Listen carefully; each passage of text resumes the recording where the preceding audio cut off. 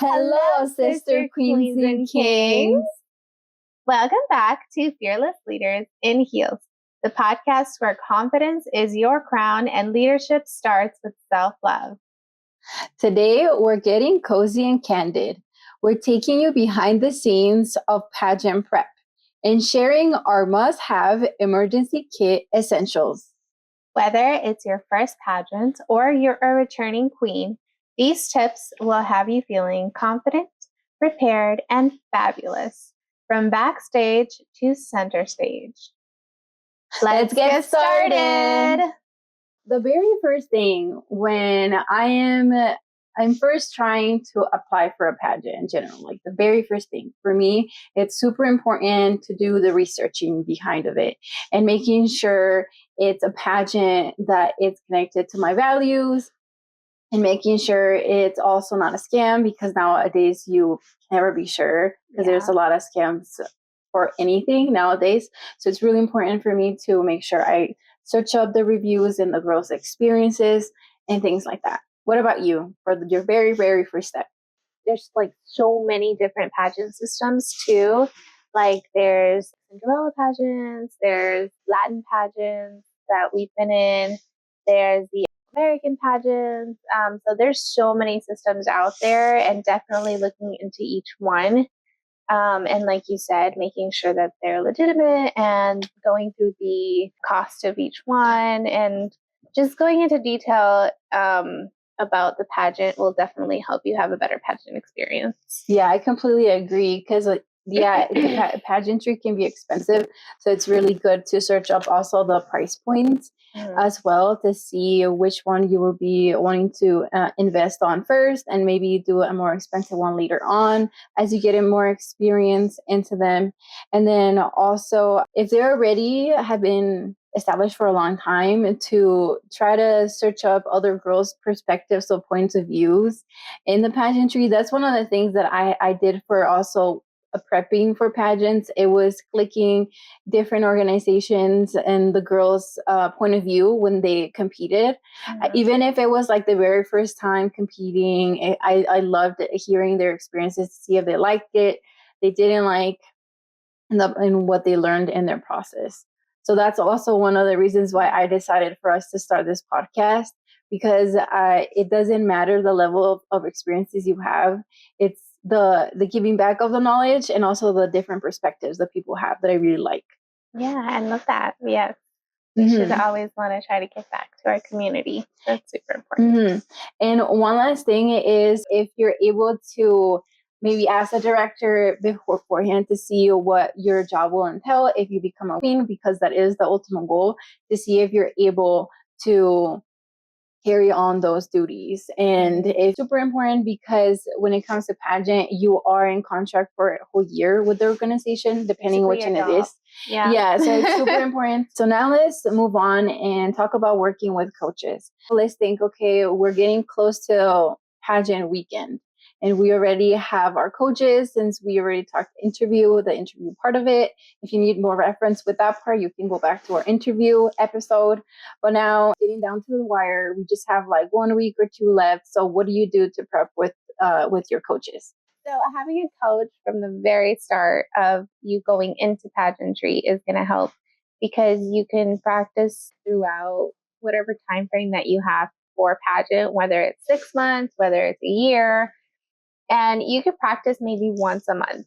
That'll be super helpful. Definitely going in maybe 2 times a week, maybe a couple weeks before pageant, will definitely let you have that fresh knowledge of basically how to prepare for everything. And that way you're like really refreshed on everything that you've been working on through those past months. Yeah, and something that I would say, it's really important for you to already have pre-planned all this stuff, that you should already have scheduled your final mock interview and your final walk practice with your coaches. Because for me, I had multiple coaches. I had my pasarela coach, and then I had my interview coach, and my director that was like an advisor for different things. So there's a lot of people that I was part of my team. and it's the your village. Yeah, the village. Yeah. They're also important. Also, like the hair and makeup team, like all of it. That it's super important to pre-plan before it, so you're not stressing to find appointments. And mostly, like finding last-minute appointments can be such a hassle. And honestly, a lot of people are not going to take you unless you book 30 days, especially for a pageant. Like that's huge. You know, we don't take, as a makeup artist, I can say, I will not book you for a pageant if you come talk to me the day before. Unless, of course, it's like a major emergency, say another makeup artist or hairstylist canceled. And then you're like, and I feel bad because I'm like, okay, let me try to book you in. So, yeah, but it's super important to try to get those dates set way before. Like 30 to 60 days at least. And mostly how you're saying, specifically for pageants, because there's also a lot more limited amount of specific pageant and hairstylists that are specifically for pageants, because they specifically know what will look best for interview compared to the full glam for stage, the different lighting and all those different things. So it's really important to do all those stuff, the research beforehand, so then you're not stressing the month before, like, who do I hire? Everybody's booked. Like, what do I do? Like, you don't want that stress. Like, that's one of the things we want to take away from you. So then you're like, okay, I already have my person. I have a backup just in case something happens, but I'm ready with that part. Yeah, definitely. So next up, we're going to talk about sponsors. When it comes to sponsors, it's again, like way in advance before you go into the competition. But sometimes you can get last minute sponsors. But again, for like the stress part, you want to schedule it beforehand. Yeah. And like we talked about, pageants can be pretty expensive. So finding a sponsor and finding somebody that you can work with, or brands or small businesses or any of those things, can really help you have it more cost effective and still have like the full glam, you know? Yeah, there's a lot of different opportunities out there. You just have to reach out and see if they would sponsor you. And there's something that is called an elevator pitch. So do you want to go ahead and explain what that is? So an elevator pitch is basically like a 60-second summary of who you are, what your brand is, what you want to gain through this partnership, but also what your partner is going to gain as well, because that's super important. It has to be mutually beneficial. I think that's one of the biggest parts. And then I have like a little script of something that you guys could say. It's like an example. So I could be like, hi, my name is Isabel Mathafoff. I'm a passionate advocate for women's empowerment and a proud contestant in this year. This is enter your pageant name. Through pageantry, I promote Moms and Miracles, which is my platform. And we like supporting mothers of all stages all throughout the city. I'm currently seeking sponsors who want to partner with me to reach a broad community and also engage both in person and online. I'd love to chat more about how we can collaborate. Do you have a moment? Yes, I do. Thanks to social media, that is one of the things that has become a lot easier, but it still would be nice if you do reach out to someone through any social media platform, that you schedule an appointment with them so you can talk to them face to face, because it's a lot more, it shows that you care, like you're serious about it, instead of just a message. Because messaging, it's usually fine, but it depends. I guess it depends the brand, because sometimes the higher you try to go with the brands, the more that they would ask of you, compared to just a message that it won't even like open sometimes. Yeah. So it's way better to just schedule an appointment, like say something like, hey, I'm looking for some sponsors. Is it okay if we schedule an appointment to talk, or something like that? And then that's when you can say, point. And that's something. And then later it will be the step where she said, like, you sell yourself. Yeah, exactly. And then from there, then they might ask you questions like, what would I get out of this, and stuff like that. So you just have to be prepared to like sell your pitch. Yeah. Exactly. Yeah. And I think it's also really important to also try to go with local businesses, because one, you'll get a higher chance Because of course, you both want your names to grow together, and having a partnership can do that for both of you. But also just supporting local businesses is always really important, especially in small towns. And I know they say, like, we live in Las Vegas, but they say it's a big city. It's really not. Like, I feel like everybody knows everybody eventually. So like, it feels more of a town kind of place because we all kind of know each other, especially in the beauty industry. I feel like we all get connected together. So just working with local businesses really helps to promote the city. Yeah. City love, Yeah, if you're struggling to find someone, you can also look into different schools, like makeup artist schools, on social media, and then see the students. Usually, students, it will be a really good thing for them as well because it will help add to their portfolio as well of experiences. So, Iris, we are, let's say, a week before the pageant. What do we do? How do we prep? So for me, it would be making sure I have my tanning scheduled ahead of time. I also need to have my hair, makeup, all those things, all those appointments ready to go. And if I'm doing like a pre-check with them, I would also do that so we can like figure everything out.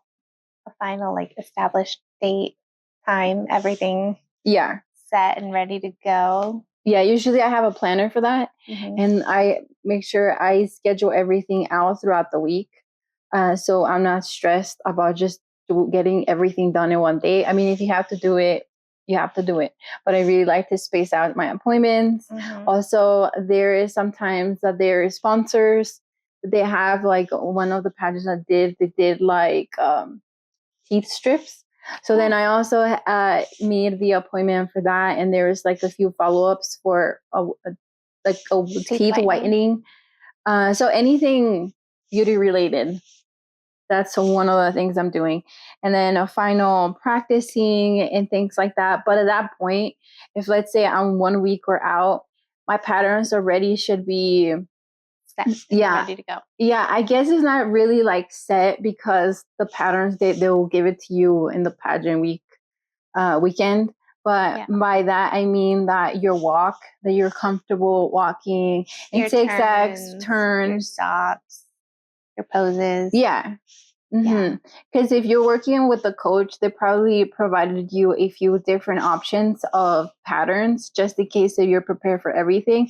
And for that, you can reference back at our pasarela videos. Did you see the triangle and then our circle for swim? No, not for evening gown, the circle for evening gown. So you can reference those. But yeah, so at that point, a week before, you shouldn't be stressing about shoes either. So your walks, like, you shouldn't be stressing about those things. Already worn in. Yeah. Yeah, you do not want to wear new shoes to a pageant because all kinds of bad stuff can happen. Okay. Like, no, you want your shoes to be comfortable, worn in, and most importantly, make sure they fit you properly. Yeah. Yeah, 100%. And you're going to be during pageant weekend, depending on what pageant you're doing, because some of them are a week long if you're doing a bigger one. But you need to be comfortable being in heels because that's most of the activities you're going to be doing in heels. So make sure you pick some that you can be walking around the city with the other girls or men, depending on the pageant that you're doing. There's also male pageants. I don't think a lot of people know that, but there are male pageants and even like international pageants. Yeah. And they're pretty cool to watch. Yeah. But I love actually to set my outfits out in like bags, but also stick accessories in a smaller bag and then hook that with the bigger bag of the outfit. Yeah, that really helps to not be like scrambling the day of or like while you're getting dressed of like, oh, where did I put my, earrings that goes with this outfit or that outfit. So then it's all in one bag and you don't have to worry or stress. It just makes Yeah. the process easier, That- especially when you're changing. Yeah, backstage. that's super important for me as well. The organization, which is what you're mentioning, organizing and like labeling everything. That's something that has helped me so much. The very first time Game changer. the very first time I did a pageant, I didn't do that. I didn't label my things and things like that. And what that caused me to forget to put my earrings for my swim, the matching ones that I had for swim. And then that became like something stuck in my head. I was like, oh, I wonder if this affected me. I wonder if this affected me. And then so it became like a mind blocker kind of thing. Instead of me enjoying the process, I was just stressing out that I forgot the earrings. Then you were hyper focused on that rather than like your pattern or just walking and showing up your most fabulous self. Yeah. Now you were like, oh my God, my earrings. Like, yeah, that's happened to me too. Mm-hmm. So that's why it's super important to label everything and to have it organized beforehand. Yeah. And then something like I started to do also, it was like do a little practice run of me trying everything on in the different bags, how I organized it, because backstage, what we're going to talk about, it's chaos. Crazy. It's chaos. It is. And people's stuff is all over the place.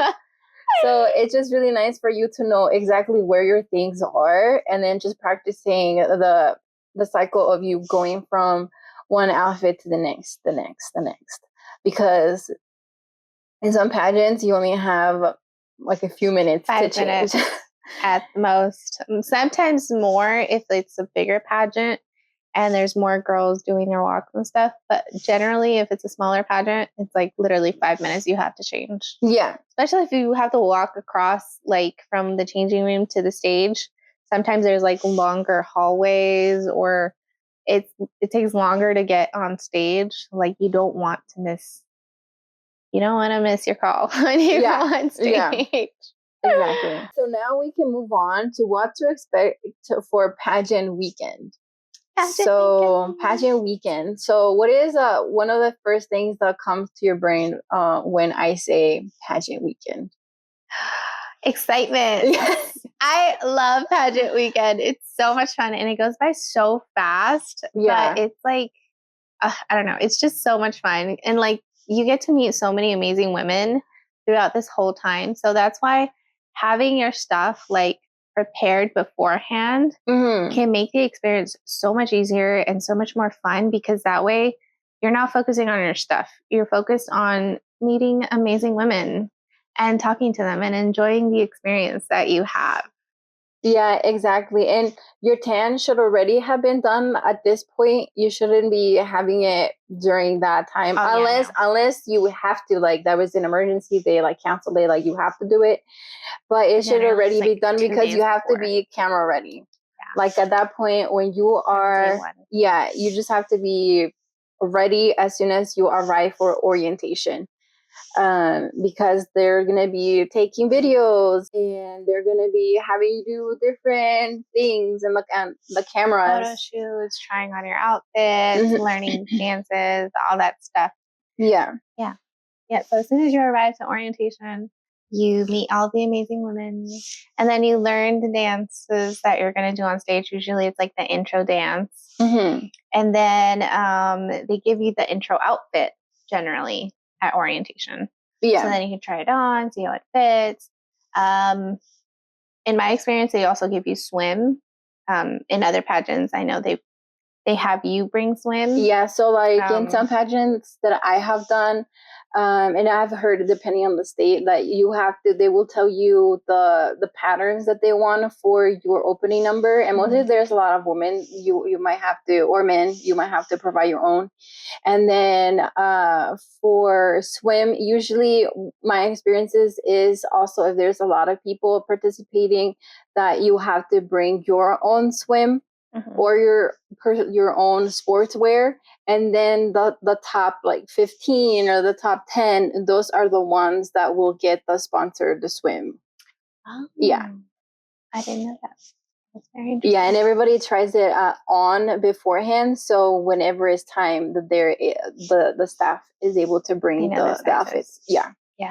That's also super important, is trying it on while you're there, because you don't want anything popping out. And I've said this before. Yeah. Listen, some of these outfits have me traumatized, okay? So we got to make sure everything fits, everything looks good, everything is, on par with your body, no matter what body shape, type, etc. You want to make sure it looks good and it feels good. Yeah, and talking about that, trying on things reminded me of being on time. Because sometimes when girls are not on time, they're not able to do those things like trying on, or you might get the leftover if they do provide the opening number outfits. If you're there really late, if there is a mix of different colors and things like that, then you might get whatever's left, and sometimes they might not even fit you. So it's super important to be on That's time. why it's good to be on time. Things happen in pageants. You can't always be 100% prepared, especially like the directors and stuff, when there's so many people trying stuff on and trying to get everybody together. But being there on time and being there to be able to hear everything that they have to say, or yeah, because that's one of the stressor things. Like, you're just gonna feel more stressed arriving late. Yeah, you're gonna have an anxiety inside. Oh no, I'm late, and then you're already stressing about those things. I have seen it before when girls are coming in. Since we volunteer, they come in late, and they're just like, you could just see the stress they have. The tension. Yeah, and then you don't want to have that. So I suggest for you to arrive like 30 minutes earlier to the venue, because sometimes if it's in, depending on the place, there's a long, you have to park, and then you have to find your way there, and then at least for you to have like 15 minutes to just come down and then start like leading the girls or the men, and then going from there. And then you're a lot more calm because you're able to, okay, it's about to start, and you have time to take pictures, because that's also really important to be able to be promoting the pageant, because that's part of one of the pageant queen or king responsibilities, that it's posting, because we're posting for the sponsors and for ourselves and for the community. Now, let's talk about the next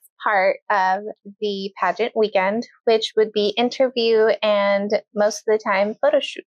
They generally do interview first, and then they'll pull girls out to do photo shoots kind of like randomly, or they'll do the opposite. You'll be doing your photo shoot and then you'll go to your interview. And the photo shoot is mostly for Miss Photogenic.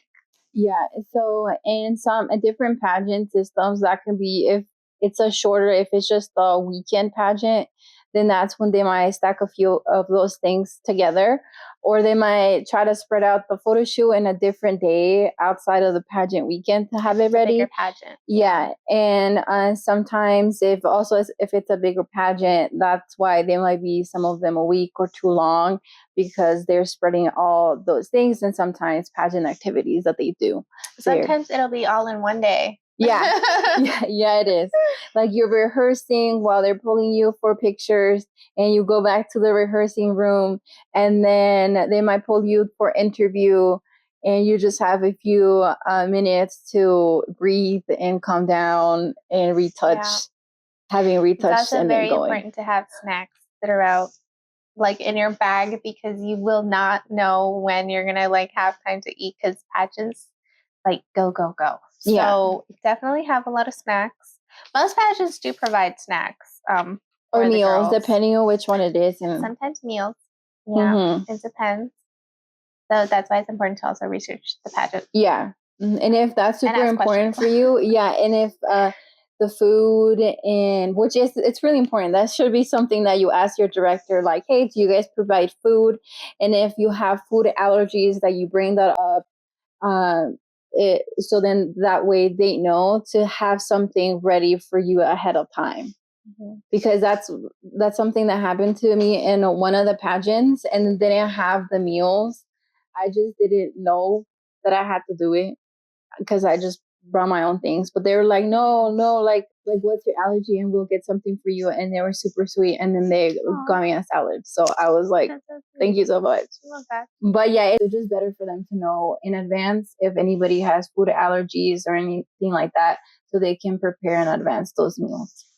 Yeah, it's super important to have that clear communication. And that's why also arriving on time or early is very helpful, because you can see what's around the venue, or if you're able to order something that can be delivered, or you can quickly go get something to eat.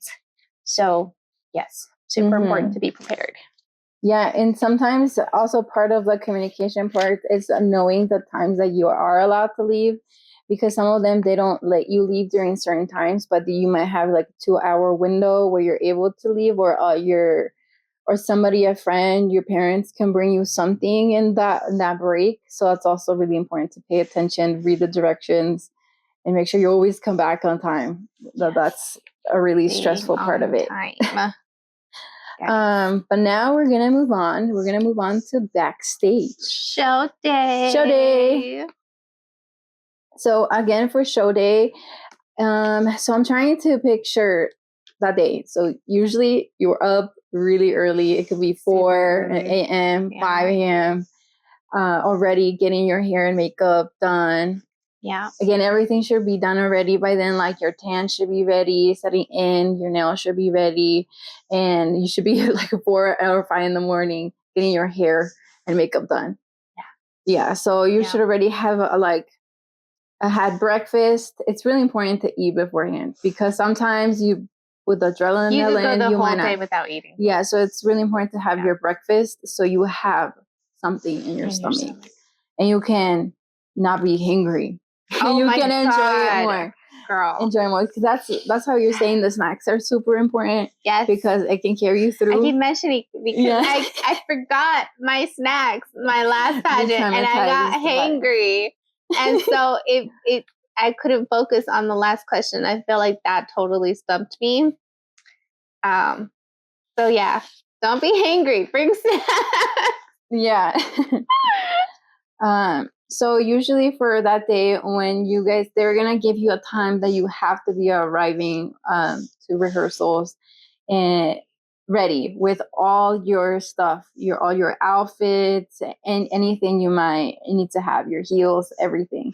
So it's super important that you have you have a gap between, like a good gap in between your hair and makeup appointment, or that you already have everything in your car or in your possession, so you can just go from your makeup artist's location to the venue, and you just don't have to worry about it. And everything should be already ready to go, so you're not having that stress of like, oh, where is this, where is that? No, you already pre-packed everything ahead of time, because you're that girl or man. You're that good. Yeah. You're that prepared. Exactly. That keyword today, prepared. Yeah. And then always again, prepare. like that's a really nice part of it, getting your hair and getting glammed. It's such a fun part. Oh my God, it's so fun. I love it. You just want to be really in the present and not worrying about anything, not worrying about your stomach growling, not worrying about, like, you just want to say, like, I'm ready, I'm prepared, I'm just enjoying this time with my hair and makeup team. Yeah, exactly. Yes. So again, that is the goal, to take away little things that can cause a lot of anxiety and panic, so you can really fully enjoy the whole process, because it's really fun when you don't have those like panicky feelings. Like, it's a really fun experience. It is. It's super, super fun when you don't have to worry about those things. Because why? Because you're prepared. Exactly. Because we're prepared.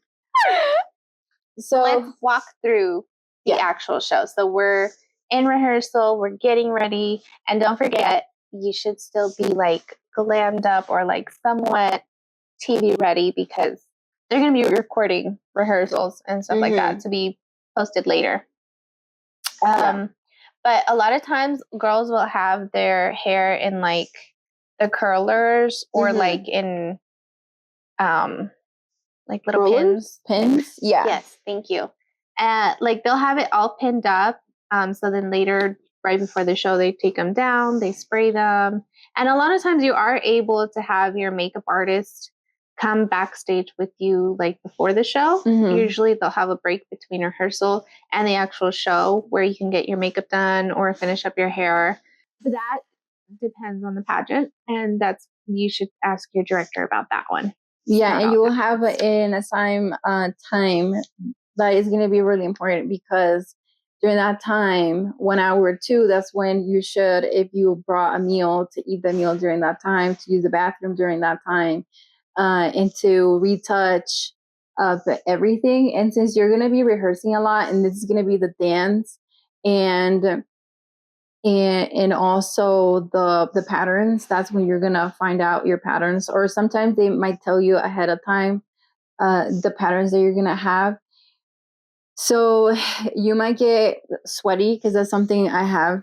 I have oily skin, so you start to see my shine popping up. And then so my makeup artist team always give me the little powder. Yeah, the little powder thing. So it's like, please, like, use this right before. And but sometimes they're there, like when you're able to bring them in. It does cost more money to have a team backstage, but I would say it's a good investment because it's one less thing you don't have to worry about. It's like they will help you get ready. But if you're just starting and that's not something within your budget, that's totally okay. It just make sure you bring those things. And we'll talk about like the emergency kit in just a little bit. Yeah. So we're done with rehearsal. We're done with rehearsal, and then we're going backstage to get ready. Backstage. Make sure again you're listening to instructions and everything, because everything's gonna go by really fast, super fast. Always be kind and polite to the workers. Everybody backstage. I know a lot of people get really like anxious as we're trying to reduce those things because we're prepared. Yeah, but we're also kind and considering queens back there or kings. Yes. So it's super important to always say thank you, because just how you are, you might have some stress, just normal stress for trying something new or just redoing it because you just love it. It's always really important to appreciate the people back there that are really taking the time to create, to help you with that experience. So always say thank you for the work they put back there. They do. They put in a lot of work. We always have to be kind. But now we can do the actual pattern. So usually how the show goes, there would be a host. The host would go in and start introducing the people, introducing the judges, and then from there, the opening number, and the girls will come out, or man, and start performing their number. And from there, they will come up and say your name, your age, and your title. So like, you've seen them, like they put their hands on their hip and they'll be like, Isabel Mudalfo, 28, Miss Henderson, or whatever your title is. Yeah. And then you walk off the stage, and then the stage clears out. And at that point, you start getting dressed into your either sportswear or swimwear. Yeah. And then you come out, you do your sports pattern, you do your swim pattern. And then you, again, go backstage. And then you change into evening gown or, traditional, depending which one you're doing. Because sometimes traditional, if it's a bigger one, they might have their own thing for the traditional if they have that. Or if it's within the same pageant day, then it will be traditional, then gown, and finishing with gown. Or the formal wear for men, and then going into their final question. I just realized we're going to need a man in the pageant industry to come on here later on. Yes, we do. To come. Yes, we do. Talk about their side of the pageant world. Yeah. Yeah. So once we do the elegant portion of the show, then we all come out. We usually do something called a parade of beauty, which is literally everybody just comes out in line and they walk very slowly on stage and they do like a circle. And usually in rehearsals, they'll tell you what spot to be in. So they'll line you up in different lines, and they'll show you where to go if you're going to receive an award. So they'll have a special spot where you get to take a picture with queens. You get to receive your award, whether it's like photogenic or Miss Congeniality or People's Choice Award. So there's different awards for different pageant systems. Yeah. And another thing, just before they start giving the awards, I just want to mention also that in different pageants that the final question might look different, just because in some of them you might have a speech, and then they might give you the final question later on, different segments. And mostly this is in bigger pageants, or some of them really focus on the speaking part. So most of the scoring might be just the speaking on stage, where they'll have you introduce yourself, your platform, and then later on they'll ask you a question, and they might have you just do one specific walk. And they base it all, everything, or the majority of the score in just your talking parts. Again, this is this will come with a research part you do. Mm-hmm. If you really want to work on your speaking part, your public speaking, I would suggest those kind of pageants that really focus on the speaking part. Yeah, there's some that also focus on more on volunteering. There's some that focus more on interview, making sure you're prepared to go into interviews. So each pageant has like the specific area that they focus on. Mm-hmm. And then other pageants, they focus on everything. Yeah. So now let's have a talk about your experience. Mm-hmm. How has your experience been? Like, what is one thing that when you think about pageantry that stands out to you?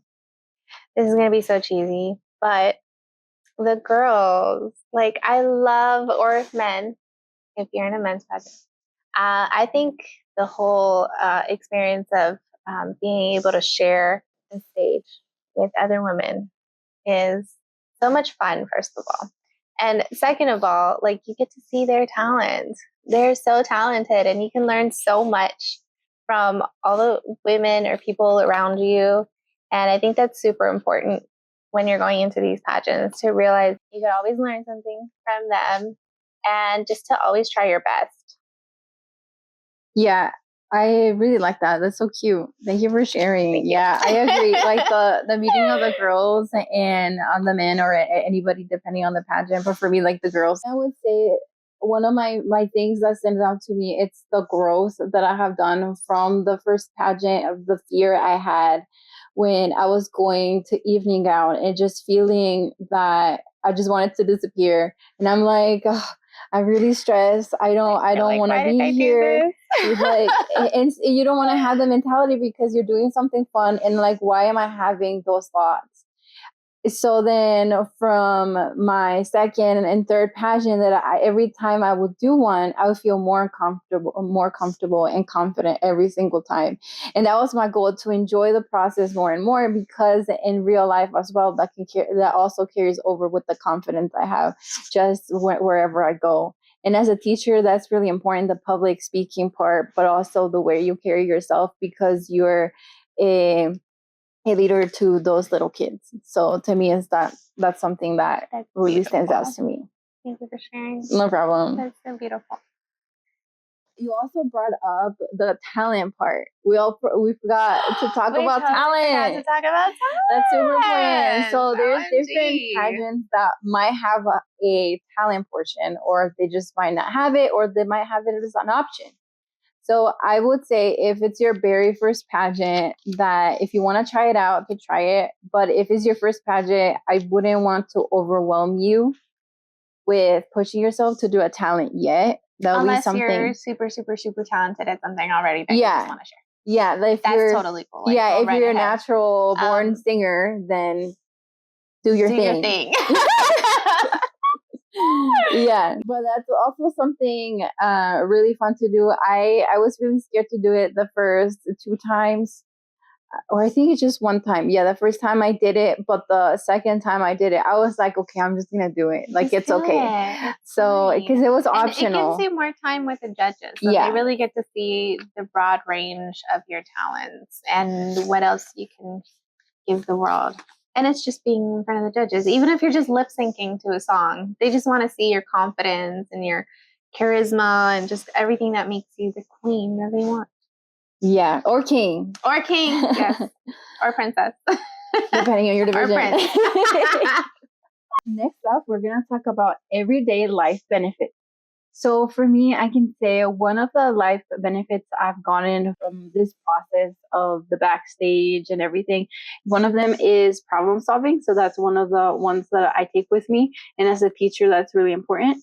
And then the next one for me that's really important is the self-reflection part of it. Um, from one pageant to the next, to seeing the growth, it's amazing, but it takes a lot of self-reflection to see what can I do better next time. Yeah. And then just see myself grow. It's a really awesome thing, and I have seen it because you can actually see that and also feel it within you. What about you? Wow, that's amazing. Thank you for sharing. For me, it's been a lot about multitasking, and obviously as a parent, constant multitasking. But definitely with the whole pageant system, it's helped me to really kind of prioritize everything that's going on and not feel so overwhelmed. Mm-hmm. And then also, like you said, self-reflection and just self-care, more importantly, is like really taking care of yourself and your community and being really present in everything that you do. So that's definitely a big takeaway that I've gotten from the pageant life. That's awesome. I'm glad to hear that. Thank you so much for sharing. I'm so proud of us. I know. You did so good. Yeah. Finally, I want you to share what's in your emergency kit. Oh my gosh, that's super important. So let me show you guys. I have this bag. I take it with me everywhere. And there's a mini emergency kit in the bag. So there's a mini emergency kit. And in the mini emergency kit, we have sanitary products. We have like medicine or things like that. Lip gloss, of course. Mini perfume. Gum. A mini deodorant, because like I feel like that's super, super important. Hand sanitizer. And of course, the butt glue. Can't survive without that. So that's in the mini emergency bag. In the big emergency bag, we have a little sewing kit, a little thread and like a needle, and of course safety pins. Super, super important. A light. What is it called? A like selfie light. That's it. You got some tape for all your taping needs. Yeah. Some makeup, obviously super essential, and a little speaker. I like to listen to music while I get ready or like prep backstage. It helps me get out of my head so much and just kind of focus. Yeah, that's all my essentials. You're missing something. What am I missing? Your snacks. Oh my god, my snacks! Yes! I forgot my snack again. But yeah, that's also something good to have in your emergency kit, some snacks and some water. So definitely. Yeah. Water and snacks. And I like to carry, what is it called? Like beef jerky or something that's a little heavier than just like regular. Obviously, fruit is also a great option, but sometimes it can spill. I've been through it all, okay? I know. For me, I like to make a PB&J sandwich. Oh, that's and then just put smart. it in a CP, one of those bags. Yeah. And then just put it in my emergency that's so smart. kit. So then when I'm backstage in our break, then I'm eating that or some fruit. Girls have also taken like granola bars or like protein shakes, but stuff that's going to keep you going. Is going to keep you going. Yeah, just like for energy, because you don't also want to be bloated with what you're eating. So you also have to know your body to know what to bring, because you don't want to be eating cheese behind the backstage, and then you're all bloated. Yeah. So it's just like important to know your body as well. That's a bad one too. Don't bring soda. Yeah. No. Yeah, but unless you need the sugar. Of course. Yes. So also for me, something important is an energy drink. So for me, that's super important because you're going sometimes with no sleep. So that's also something important to help me pump up for stage, that energy. I don't do energy drinks, but I love coffee with a lot of sugar. Yeah.